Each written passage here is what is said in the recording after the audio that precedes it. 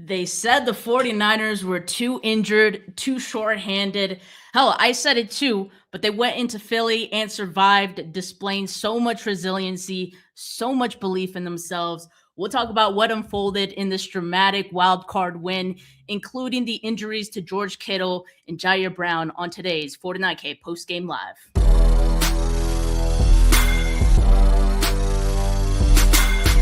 You're listening to the 49 Carats podcast, a 49ers Goldmine production with Stephanie Sanchez.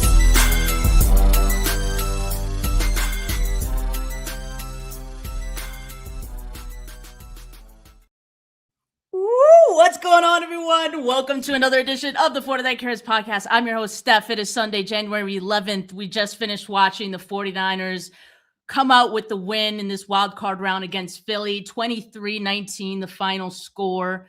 And man, I gotta say, I was ready to do this post-game show, and at different points as I was watching this game, I thought to myself, what am I gonna say?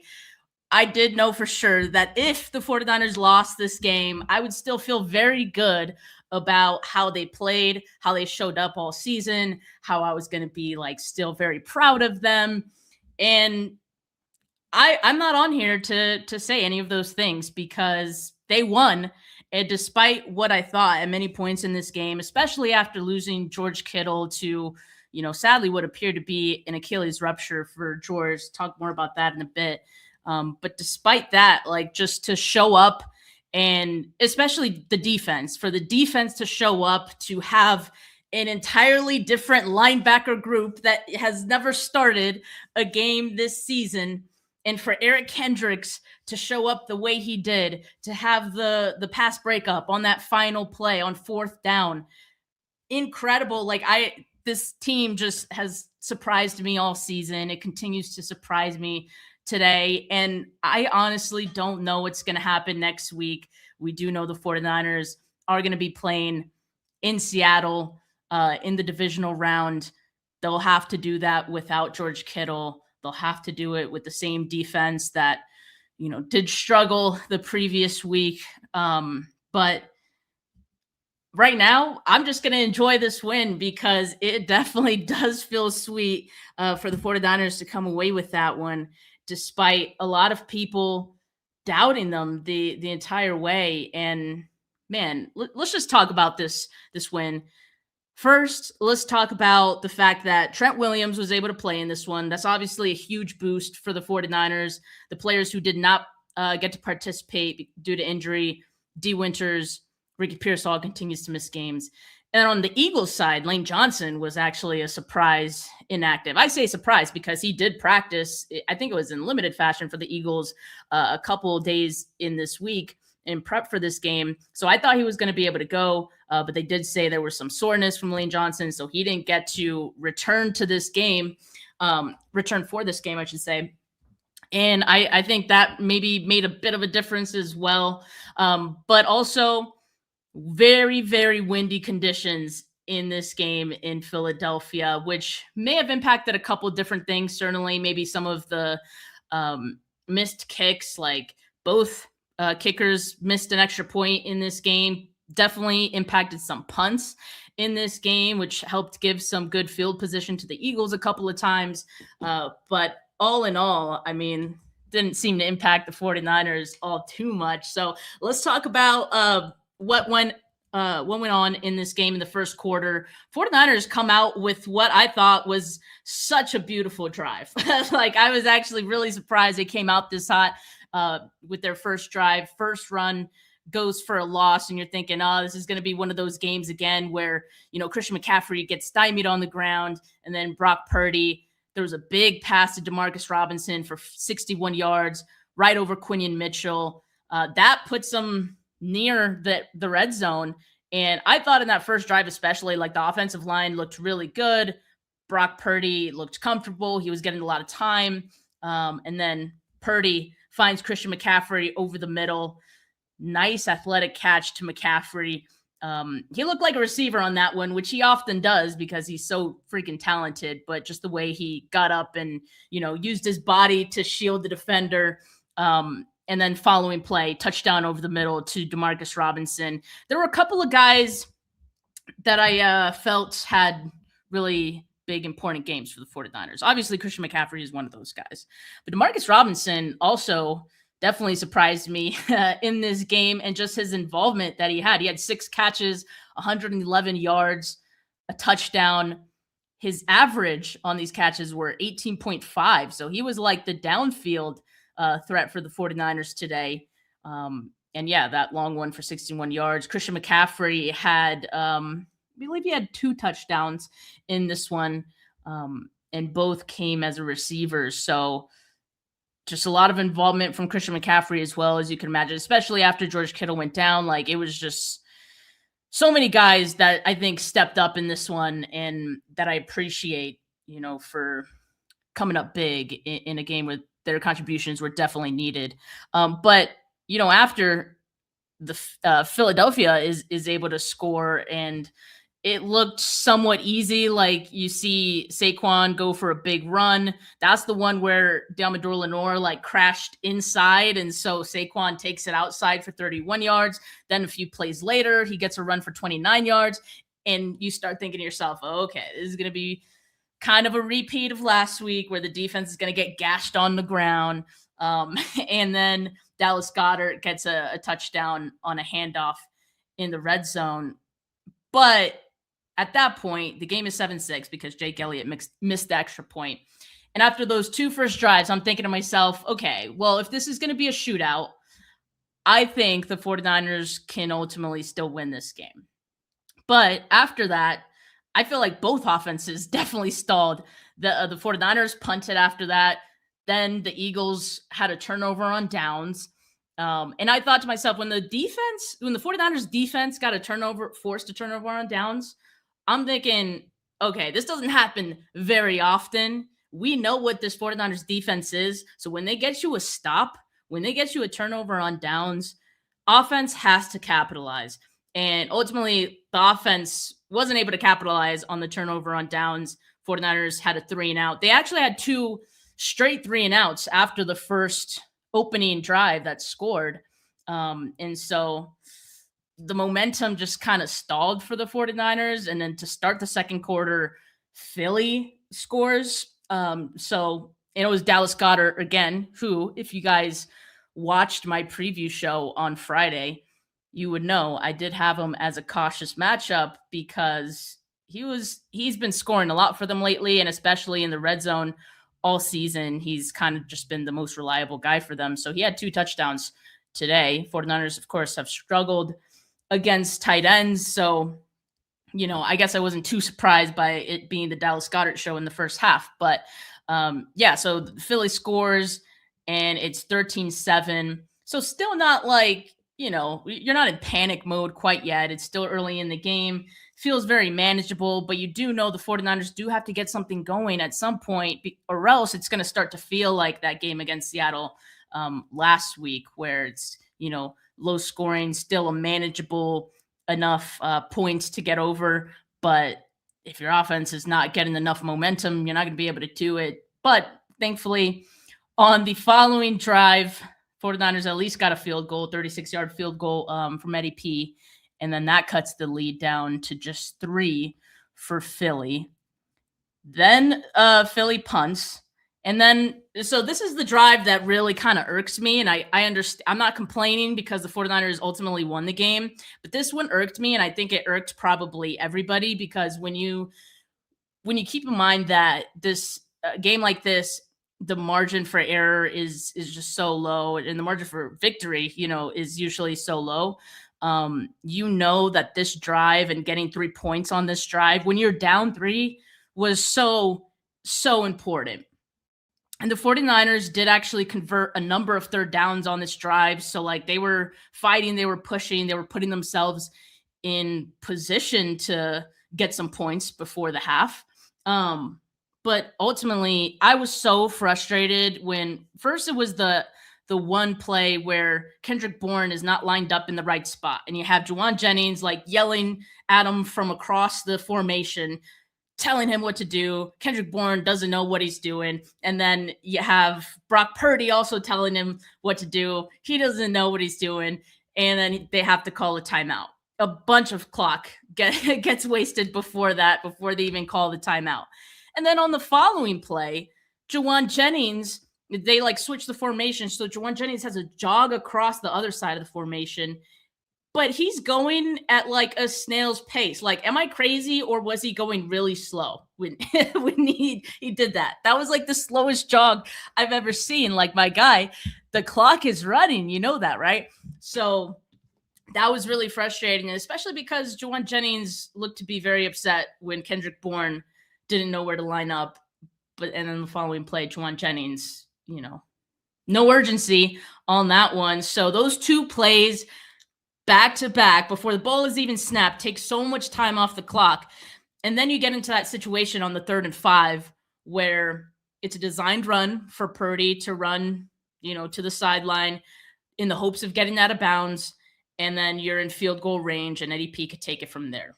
But unfortunately, Brock Purdy fumbled before getting out of bounds. And that resulted in a 10-second runoff, 0 points before halftime. So the 49ers go into halftime 10-13. So that one was frustrating. I understand I shouldn't be as upset about it now, but come on, guys, like, let's clean it up.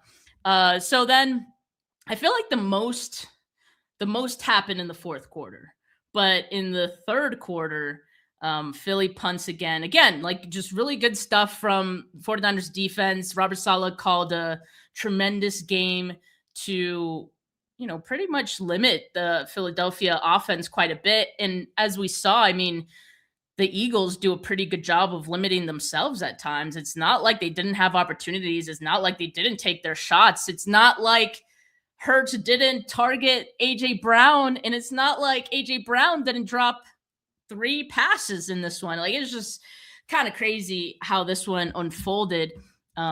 But still, I got to give a lot of credit to the 49ers defense. And then Brock Purdy throws his first interception of the day in the third quarter. That one was a little weird. Like, he was throwing off his back foot because the pocket was kind of just caving in front of him. He was targeting Sky Moore, throws a pick to Quinion Mitchell. I mean, Quinion Mitchell, really talented, corner, and yeah, just a tough one, and at that point, again, the 49ers were still down 3. So unfortunate. You're still not panicking too much, but you're also thinking to yourself, man, at any point, the Eagles just might get going with all these opportunities that they're getting.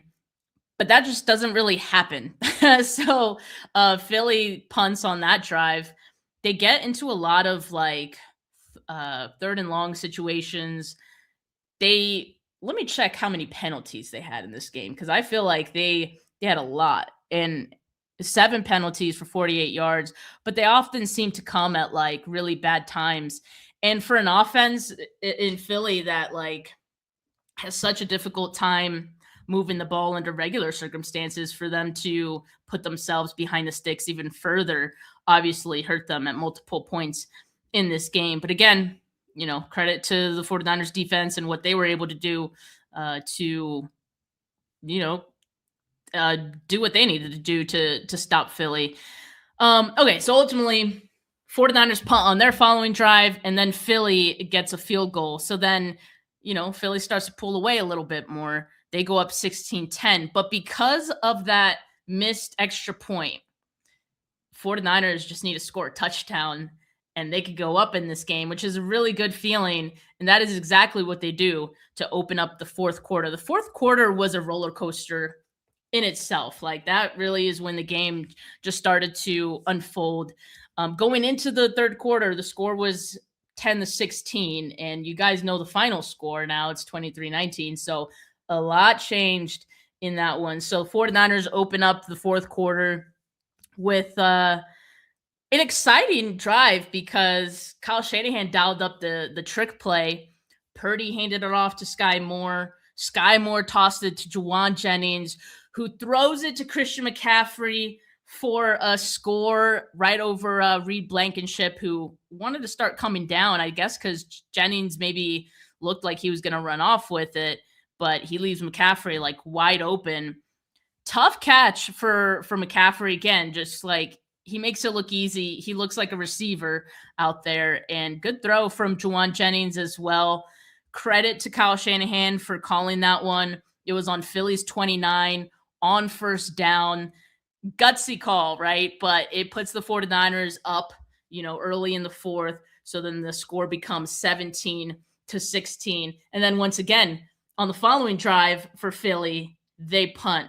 So that's big. And then Brock Purdy throws his second interception.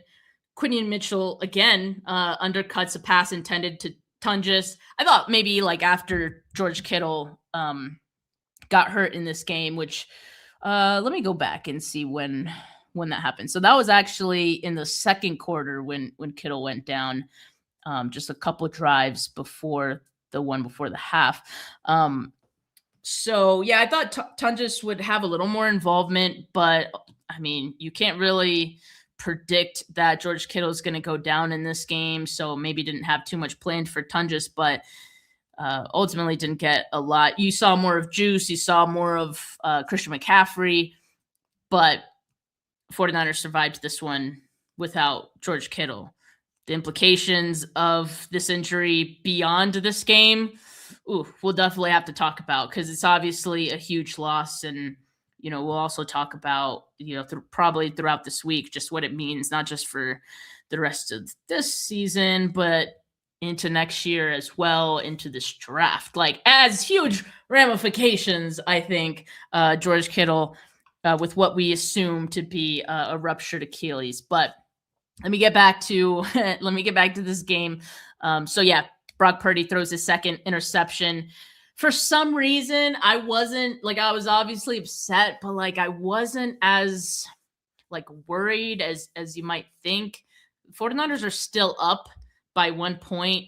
And to that point, I hadn't seen too much offense from Philly to be super concerned about them and automatically thinking a pick means that they're going to go up and score. They did end up going up. They did end up on that following drive after that interception. They did get a field goal. So then the score was 19-17. So really the 49ers could have just gone into the following drive going up with a field goal, but they do one better and they get a touchdown. That drive in which they scored their final touchdown, I think was one of the better ones as well. Probably almost as good as that first drive. Purdy scrambled for a first down. He made a few guys miss. McCaffrey got a screen for 11 yards. Purdy did take a sack on 2nd and 6. Eagles were called for defensive holding, gave the 49ers a first down. That's one great example of the Eagles just shooting themselves in the foot with some of these penalties at the worst times possible. And then the 49ers got in the red zone. Christian McCaffrey goes for a 10-yard run. 3rd and goal, Purdy. So this touchdown was probably my second favorite, because obviously the trick play was pretty nice. But this is probably my second favorite play. On the 3rd and goal, Purdy moves up. There's pressure coming in from the left side. Purdy moves up in the pocket, strikes to McCaffrey. Just beautiful. Beautiful stuff from Purdy there, who I thought, despite the 2 interceptions, I thought Purdy played a good game. When he looked comfortable, he looked comfortable. You know what I mean? Like, just Purdy's on a different level when he's playing within rhythm, when he has time to throw. It's just a different version of him. And I think at different points and when it mattered most, that's the version of Brock Purdy that we got today. So got to give credit to him for what he was able to do. And that's after that touchdown is when Eddie P shanked his extra point. Not sure what happened there, but ultimately it didn't end up mattering. 49ers go up 23-19. And then on Philly's final drive, 2 minutes, 54 seconds left in the fourth. Personally, I thought the Eagles took their sweet time, and maybe that was by design. I don't know. But they had how many of their timeouts? I want to say they had like all 3 of their timeouts going into that drive, and I don't even remember if they used any of them. I feel like they didn't. So it was the 3rd and 5. AJ Brown dropped a pass. Perfectly thrown ball down the middle, by the way. I think that was Lenore on coverage because I remember them on the broadcast. They pointed it out. You had Lenore lined up in the slot with AJ Brown. I think it was 4 wideouts. And I saw Lenore like get left behind on that one. And I'm like, oh God, like I think Hurst is going to throw to AJ Brown here. He does. Again, perfectly thrown ball. AJ Brown just drops it. I don't know what, like AJ Brown had the yips today. He had the yips today. And if he didn't, maybe we're talking about a different game. But whew, when your star players like that start missing plays, I mean, that's tough. That's tough to overcome, I think. And so AJ Brown, tough, forgettable game for him. And then on 4th and 5, Jalen Hurts to Dallas Goedert. They did get a first down. And so Philly does get in the red zone. But again, they're taking their time, like sweet ass time, and not using their timeouts, which makes me feel that they felt they were confident they were going to score here, and they just didn't want to leave any time on the clock for the 49ers. But that was very presumptuous of them, I feel like, to assume that they were just going to score. I feel like they should have just, I don't know. They took up too much time, but I guess they had a chance in any case. 3rd and 11, tipped pass to Devontae Smith, falls incomplete. That one nearly could have been intercepted, but just off the hands of Devontae Smith there. And then on 4th and 11, Eric Kendricks, who again hasn't been playing on this team all that long, but suddenly he's the Mike linebacker, gets his hands on the ball, and that one falls incomplete. Oh, man, what a game. Robert Saleh already has like 5 head coaching interviews that he's probably going to take in this next week here. And I wouldn't be surprised if that number goes up. Are there even more head coach positions open right now? Because if there are, they might be making a call to Robert Saleh after seeing this performance from this defense. Because again, I don't think anybody thought that the 49ers defense was going to be able to do this. And I understand what you guys might be thinking. Maybe you thought, hey, the Eagles offense has looked awful all season. Yes, but so has the 49ers defense at different points. Like the 49ers defense in different games have made bad offenses look good, right? So I was ready for that to happen. I figured, hey, the Eagles will get something going. And like, it's not to say like the 49ers blew them out or anything. They definitely didn't. Had my heart pumping most of this game and all of the fourth quarter. But I'm still impressed. I'm still a little surprised by the defensive performance, like in the best way possible. And I'm just like so proud of them for what they were able to do, how guys stepped up. Shout out Upton Stout. I thought, he had a couple of big plays. Jair Brown early in this game before, he got hurt. I thought he played really well. Let's see. Let me take a peek at the box score here. And Garrett freaking Wallow, who we didn't even know who he was like 2 weeks ago. 11 tackles, 1 pass defended. Not too shabby for a career special team linebacker, right? Eric Kendricks, 10 tackles, 2 tackles for loss, 1 pass defended. And let's give credit really quick to Marcus Siegel as well, because he came into this game. He hasn't played in weeks. And Jair Brown got hurt. Marcus Siegel had to come in, had to step up, and he had a couple of important tackles as well. He had one on Devontae Smith, open field tackle that I thought, man, that's really impressive. And then he had the one on Barkley that I think it was probably like a no gainer or 1 yard maybe, but those are huge, right? So credit to Siegel, credit to Upton Stout, who also had a pass defended in this one. Just a lot of guys, I think, stepped up. They understood the assignment. And even on the offensive side, having like such a guy so important as George Kittle go down so early in this game, like, in the second quarter, like that's a blow, right? And for the offense to continue to rally despite them stalling at different points in this game, like to be able to rally and for guys to continue to step up like a DeMarcus Robinson, like a Kyle Juszczyk, like Juwan Jennings, like it just it means a lot. It shows what we've seen all season, which is that this team is so freaking resilient. And I think we got to leave room for them to surprise us. Like, there's been so many times that I've thought going into games that they have no chance of winning it, and they surprise me. Especially the defense will surprise me. So I'm leaving room for some belief. Not that I didn't believe that it was possible, but I definitely thought it was going to be a uphill battle. And it wasn't the easiest game, pretty close, most of it, but they find a way to get it done. What a season. What a season from Kyle Shanahan. I get everyone saying Mike Vrabel is the runaway for Coach of the Year, but I feel like Kyle Shanahan has to be just right there. Like, look at what he's working with. Look at what this team is doing. It's truly incredible stuff. Let me get to some of these comments here. Shout out all you guys. Make sure you guys like this video. I know we're all pumped about this win, about seeing our team play for another week. Yeah, no one gave us a chance in this game, and we silenced them Sheagles. You guys are funny. Vidal says, I'm shocked and excited. Absolutely. Shame we had to sacrifice Kittle. Man, it feels like every game, like we lose somebody.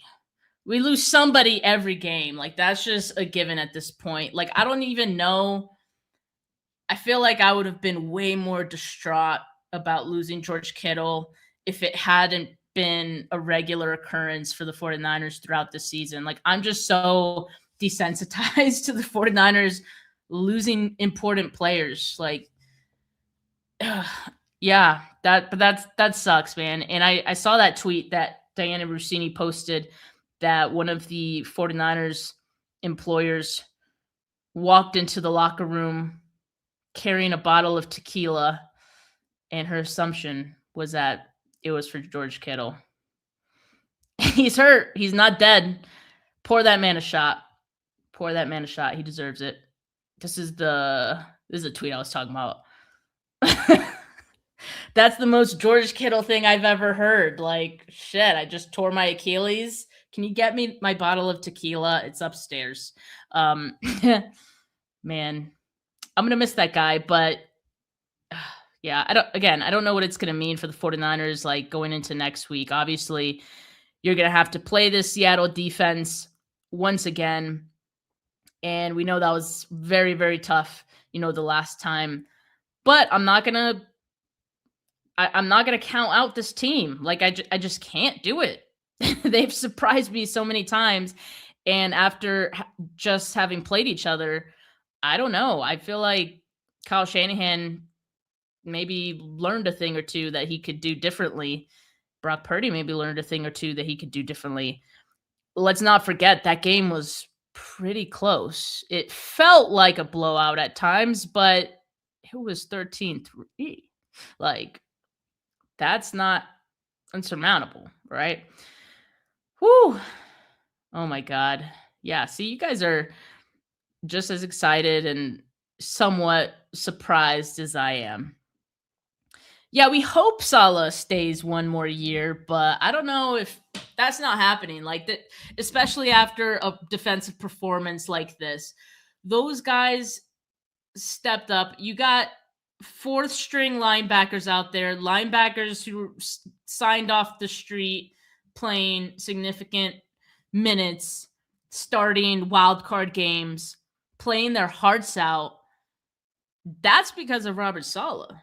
Like, that's all Robert Saleh out there. He galvanizes his defense, and someone is going to get lucky with Robert Saleh. I don't think he's definitely not coming back. And you know what?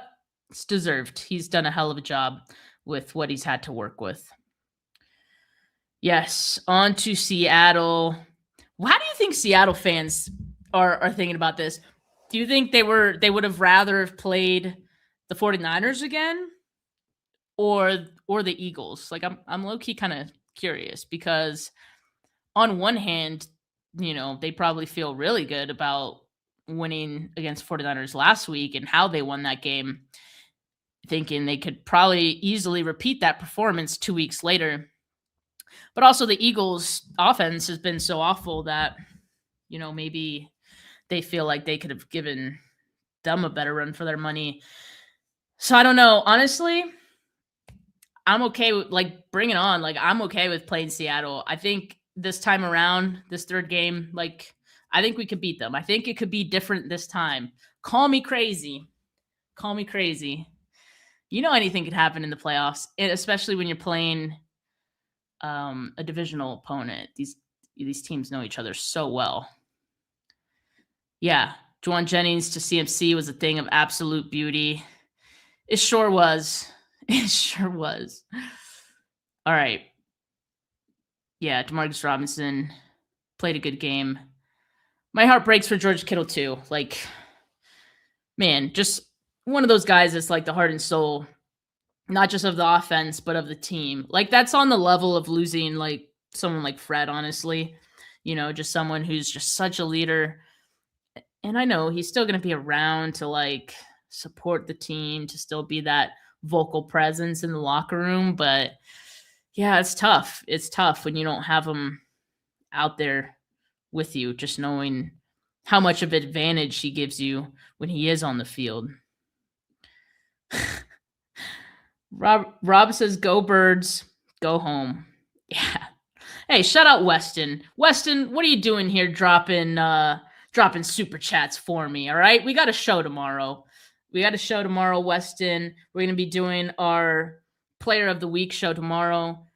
That's going to be a fun one. Can't wait to talk about that one with my guy Weston, my Monday co-host. Make sure you guys give him a follow if you haven't.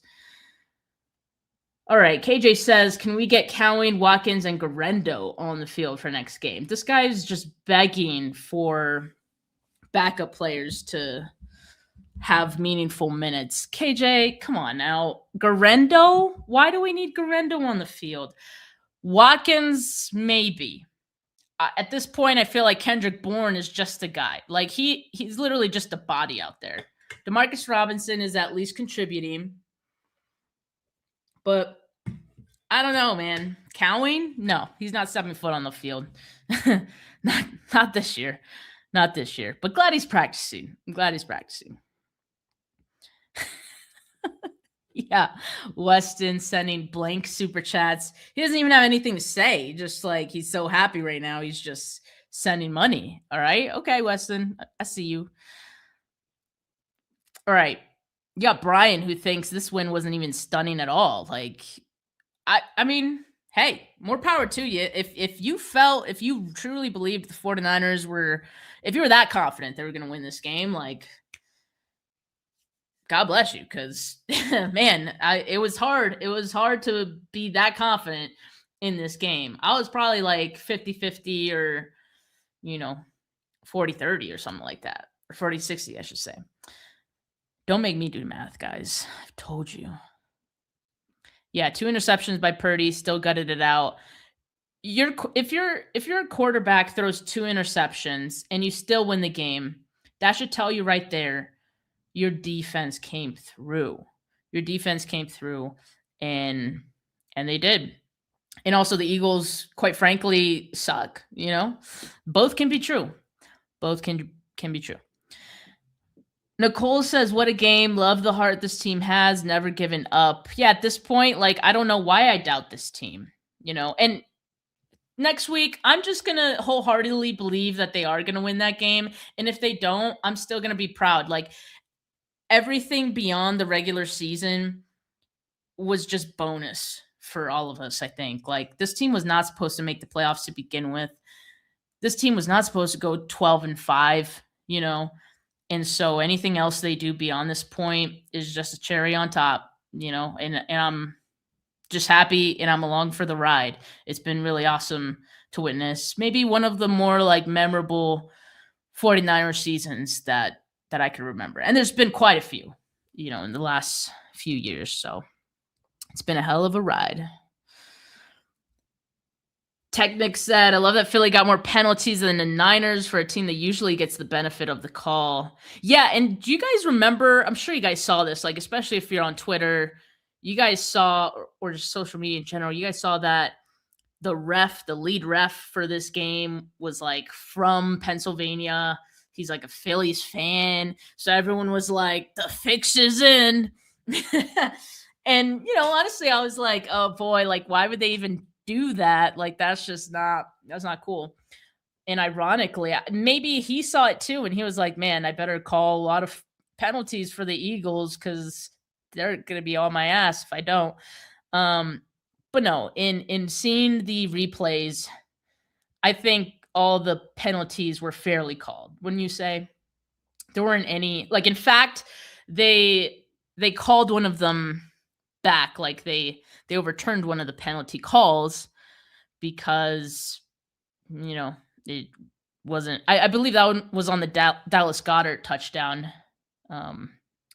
It was for what? An eligible man downfield or something like that. I forget what the penalty was, but they picked that one up. So, yeah, I thought they called it fairly. 49ers only had one penalty in this game for 15 yards. Impressive. And again, Eagles had 7 for 48 yards. Did not help themselves. Did not help themselves at all. Benali says, live by the gunslinger, die by the gunslinger. I take Purdy's 2 interceptions and still taking shots over the Eagles being so turnover averse. Yeah, I mean, I appreciated that Purdy went out swinging today, and even with the wind, right? Like, I know wind was a big deal. Talked about it on the broadcast quite a bit.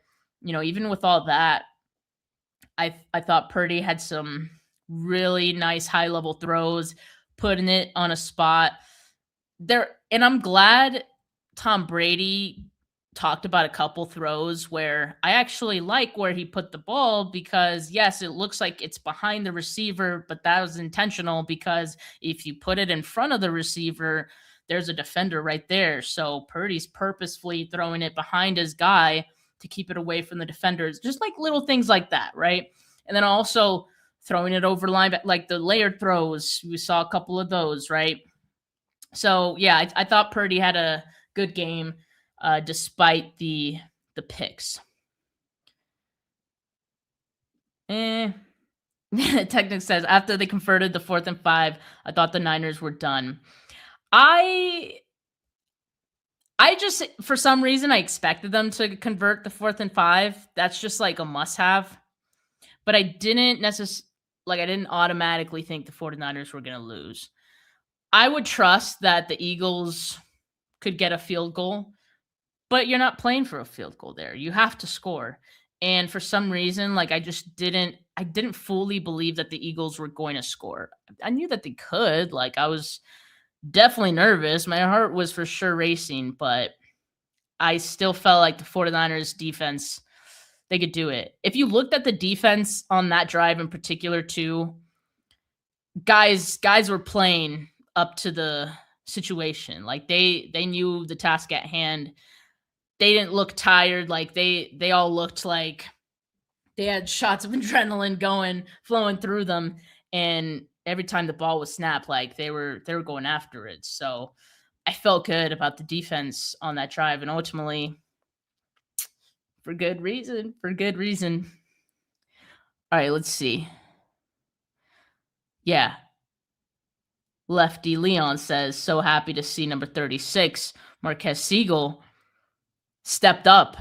So let's talk about that really quick. So Jair Brown, I didn't even notice when he exited this game, but he was declared out afterwards because he had a hamstring injury. And, there are different levels of severity to hamstring injuries. We'll just have to see what Jair Brown's is like. But yeah, we'll monitor that one throughout the week. Kyle Shanahan did confirm, by the way, a little bit ago, that George Kittle did suffer a torn Achilles. So, Yeah, that's tough. That's definitely tough. I mean, we all saw it. Like you could literally see it popping like in the slow motion. Yeah, not good. Kyle Shanahan was also asked about the 49ers opening Fred Warner's practice window this upcoming week, and Kyle Shanahan said, quote, chances not very high. Yeah. So don't don't hold your breath on Fred Warner coming back for this divisional game. We'd all love that, but I think the 49ers going to have to earn Fred Warner again, probably for another week. Funny. How about the Eagles fans like booing the Eagles like all throughout this game? For one, I'm glad that they were heckling their own team instead of 49er fans. I'm sure they still heckled 49er fans, but put your energy elsewhere, you know? Let them hear it. Yeah, my dad says, didn't think Niners could win. Happy they pulled it off. Indeed. Same here. What a win, guys. Like, this is incredible.